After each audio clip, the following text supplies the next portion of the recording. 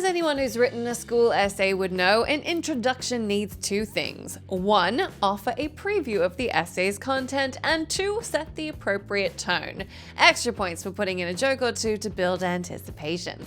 When it comes to art such as video games, there are an infinite number of creative ways to do this, and even more ways to get it badly wrong.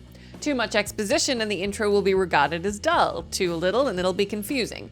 Too much action and it'll tire the player out. Too little and you'll lose them. It's a delicate balancing act, and developers need to work jolly hard to successfully walk the line. Still, it can be done, and while there are a ton of iconic video game intros we all know about, there are plenty more that haven't got enough time in the sun, and that's what we're going to be fixing in this list. I'm Jess from WhatCulture, and here are 8 seriously underrated video game intros that deserve another look. Number 8, Bayonetta II. This intro is difficult to describe. As is the case with the first game, Bayonetta 2 will leave newcomers more than a little bit confused. The sexual objectification is anything but subtle, the visuals are near incomprehensible, and while the action choreography is MCU levels of slick, you'll still be completely baffled as to what is exactly going on. It gets worse. The game waltzes into the prologue with all the laid-back tongue-in-cheek espieglery of a Sean Connery Bond, introducing first not the titular character, but a man struggling to carry a mountain of presents. The first sight we have of Bayonetta herself is of her enjoying a lollipop while plopping yet more presents onto the pile. But then on a dime, the mood shifts. Imminent danger and Bayonetta's intelligence both are communicated through a single perceptive glance. Her keen wit and bewitching charm through some genuinely sharp banter, and her close friendship with Jean through the ease in which they interact. Quickly you realize that far from being dumb, the game is being very, very clever. And when the game proceeds to show Bayonetta's raw power by having her literally punt a jet into the air, and then ups the spectacle to 11 by taking the battle to the New York skyline using the fighter as a stage, the in-house remix of Fly Me to the Moon playing in the background, you understand perfectly what Bayonetta 2 is all about. And there's a great big Cheshire Cat-like grin on your face when you do.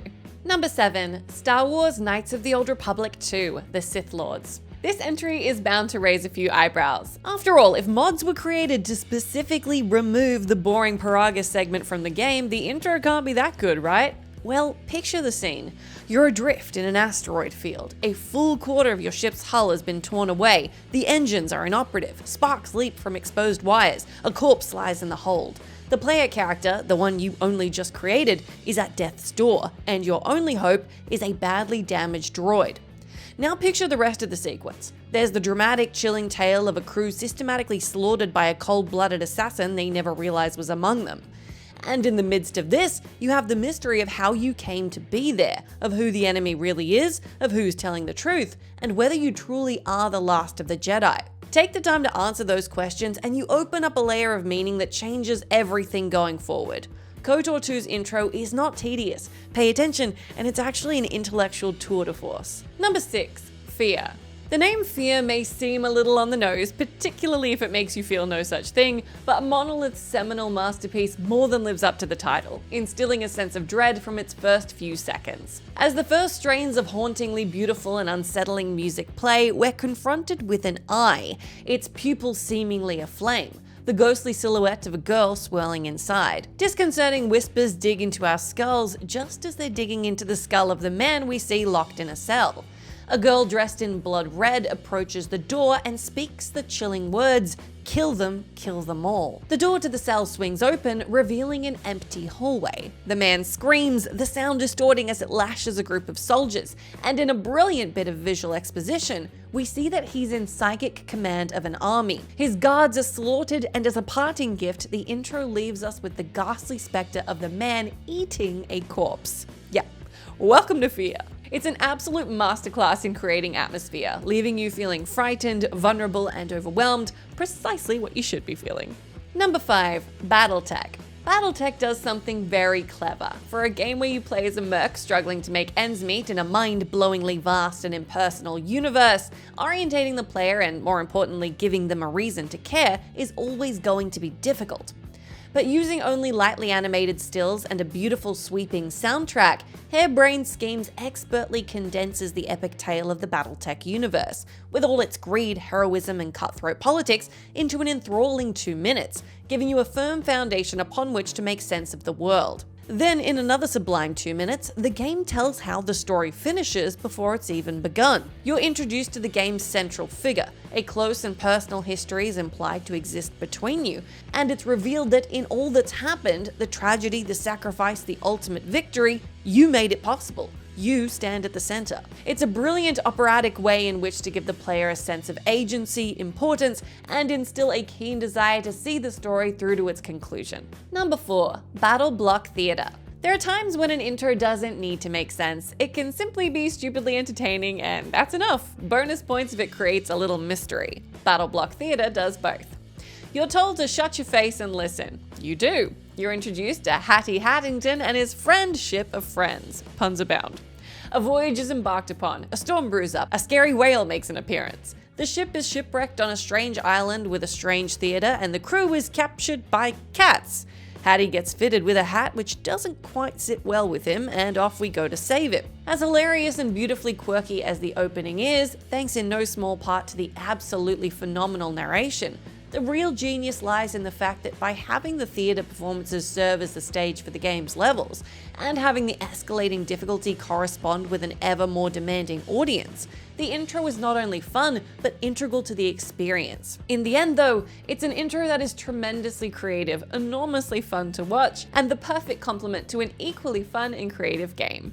Number 3. Ryse, Son of Rome. As with 2016's Doom, Ryse, Son of Rome's intro fully embraces the concept that less is more. Instantly you know something is wrong. Masonry is raining down onto the kind of floors you don't find in a hovel, and as the camera pans up, we realize this is a palace, and judging by the screaming outside, it's under attack. Through it runs a panicked Nero, and even if you know nothing about the man, from his sniveling, pleading, and unhinged ranting, you know he's pure evil, and chances are you already hate him. We then transition to a scene of utter carnage, with Roman legionaries engaged in bloody combat against invading barbarians.